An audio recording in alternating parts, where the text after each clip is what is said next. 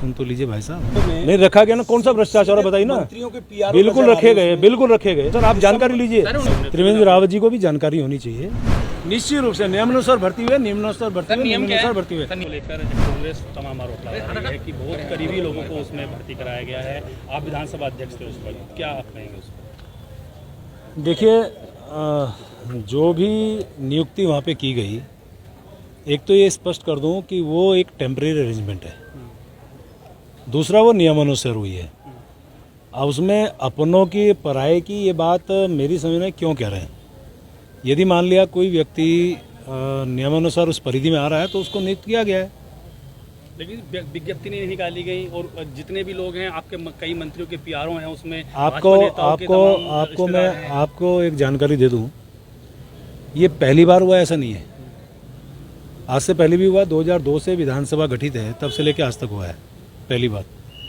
दूसरी बात यह है कि आवश्यकता अनुसार यदि जब किसी माननीय अध्यक्ष को लगता है कि उसमें मैन पावर की आवश्यकता है तो वो नियुक्त करता है, उसी आधार पे इस बार भी हुआ।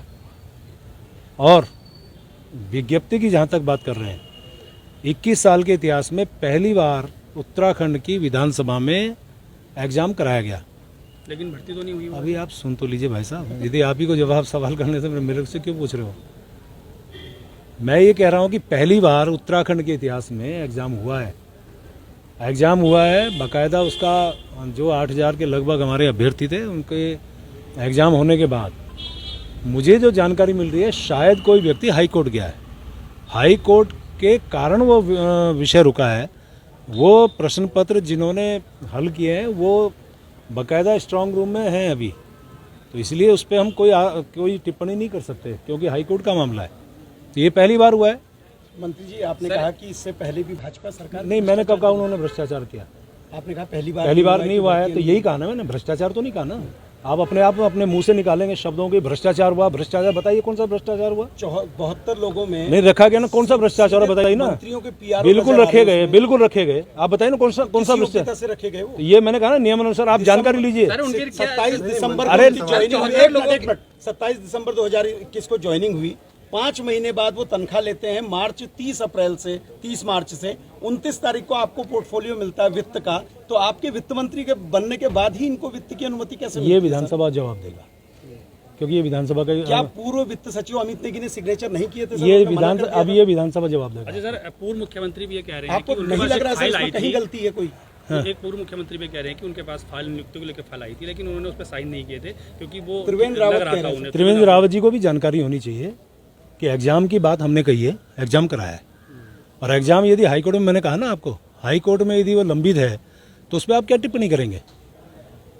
हाई कोर्ट निर्देश है, कॉपी रखिए, उसमें उसका निर्णय आ जाना चाहिए। तो ये 72 लोग रखने की ऐसी क्या जरूरत थी? उत्तर प्रदेश की विधानसभा हमसे कई गुना बड़ी है, उनकी संख्या कार्मिकों की हमसे कम है, हमारी इतनी ज्यादा है। आपने कहा ये तदर्थ हैं, इनको पहले दिन से सारी सुविधाएं मिल रही हैं।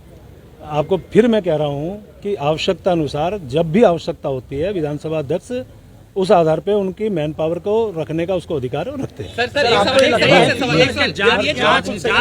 होनी चाहिए। 72 लोग जो भर्ती हुए थे, मेरा कहने का मतलब है कि आप उस समय अध्यक्ष थे, ये 72 लोगों के लिए जैसे आपने 35 लोगों की विज्ञप्ति निकाली, उनके लिए विज्ञप्ति निकाली थी या फिर इनको कैसे भर्ती? टेम्परेरी अरेंजमेंट है, मैंने कहा ना आपको। कोई विज्ञप्ति नहीं, इसमें विज्ञप्ति लगाने का कोई मतलब नहीं है, टेम्परेरी अरेंजमेंट है। टेम्परेरी अरेंजमेंट वालों को टाइप 2, टाइप 3, टाइप 4 के मकान भी दे दिए गए।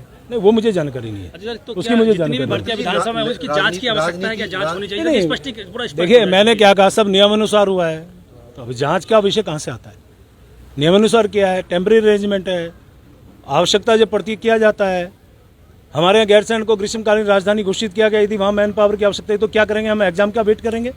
आवश्यकता पड़ेगी करेंगे ना, अधिकांश लोग वहाँ पे हैं। सर, उसमें ये भी कहा जा रहा है कि आपके पीआरओ और आपके भी कई करीबी लोगों के संबंधी। अरे भाई, मैंने ये नहीं कहा कि कोई नहीं है ना, लेकिन सब नियमानुसार हुआ है बस। मंत्री जी, सचिव की नियुक्ति आपको गलत नहीं लगती है? 1 साल में 3 प्रमोशन मिल जाते हैं। नवंबर 2021 तक वो डिप्टी सेक्रेटरी थे शोध के, ठीक है, दिसंबर में वो एडिशनल भी हो जाते हैं, जॉइंट भी हो जाते हैं, सचिव भी हो जाते हैं। ठीक है, शिथिलता का अधिकार है, अध्यक्ष विधानसभा को शिथिलता का अधिकार के नाते उनको दिया है। फाइनेंस कंट्रोलर क्यों नहीं रखा सर जब शासन ने भेजा था? वो विधानसभा से पूछिए। मंत्री जी राजनीति में सुनिए तो राजनीति में नैतिकता एक बड़ी चीज होती है। ऐसी नैतिकता आपको लगता है कि मंत्रियों या उनकी जगह यदि सीधे रूप से आप लोग भर्ती करते हैं, स्वच्छ रूप से भर्ती? भैया मैंने फिर कहा नियमानुसार भर्ती हुई है, तो बार बार एक ही सवाल का जवाब क्या है? जांच का समर्थन करेंगे आप? ये कांग्रेस के जमाने की भर्तियां भी खोल दी जाए सब और ये नियमानुसार भर्ती हुई है और निश्चित रूप से नियमानुसार भर्ती हुई है, नियमानुसार भर्ती हुई है, नियमानुसार भर्ती हुई है। नियमानुसार ये है ना कि यदि आपको आवश्यकता पड़ती है तो आप उनको अपने तरीके से जो उसकी योग्यता उसके आधार पर निकालने की जरूरत पड़ती है। विज्ञप्ति निकाली है, जिसका एग्जाम कराया गया है वो तो भर्ती हुए नहीं, तो वो एग्जाम हाई कोर्ट में लंबित है ना। कहाँ से भर्ती हुए सर? भर्ती मैंने कहा ना टेम्पररी अरेंजमेंट, टेम्पररी अरेंजमेंट नहीं है वो अलग विषय है। सर, ये तो मंत्री को